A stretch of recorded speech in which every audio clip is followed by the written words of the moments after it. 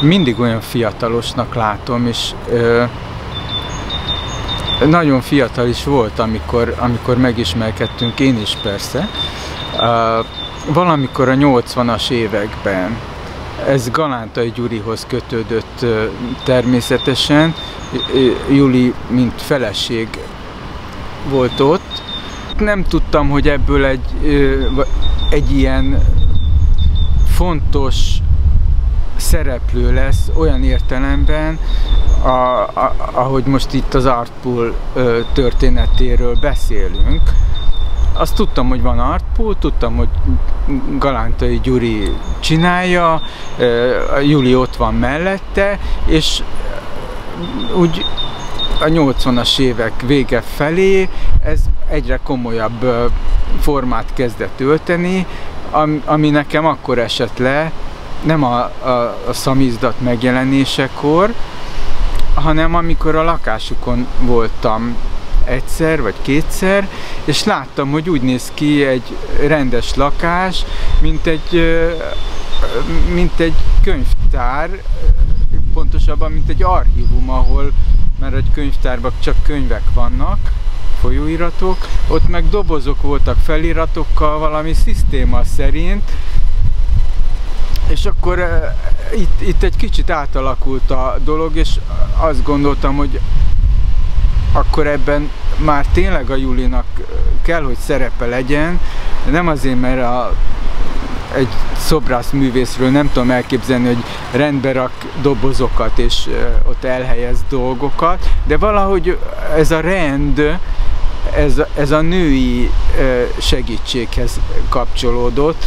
Ennek a folyamatát láttam kívülről kiteljesedni a következő évtizedekben, ami aztán az intézményesüléssel még végül is papíron is létrejött. A lakásból kiköltözött és fővárosi intézményé vált az Artpool, akkor a Juli egy olyan vezetői pozícióba került, ahol ezt az intézményi ügymenetet csinálnia kellett. Azért ez egy másik üzemmód, ahol adózni kell, papírokat kell gyártani, tárgyalni kell, akár politikusokkal, akár üzletemberekkel, művészekkel, mindenkivel megtalálni a hangot, leveleket írni, válaszolni rá, lobbizni, és akkor még a válságmenedzselésről nem beszéltem,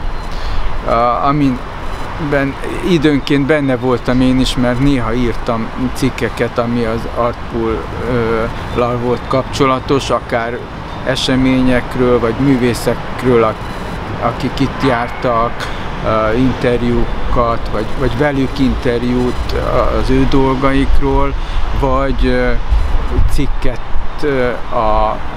a megszűnés réméről, meg hogy hogyan tovább, mit lehet itt kezdeni a fővárossal, a kulturális kormányzattal, tehát voltak ilyen nagyon nehéz helyzetek, amin át bukdácsolt valahogy az Artpool, és azt gondolom, hogy ebből nemzetközi kapcsolatok építése, tehát hogy ezekben borzasztóan fontos szerepet játszott a Júlia. Természetesen nem voltam ott, nem tudtam, hogy ezt hogyan csinálja, de hatékonynak kellett lennie, mert működött a dolog.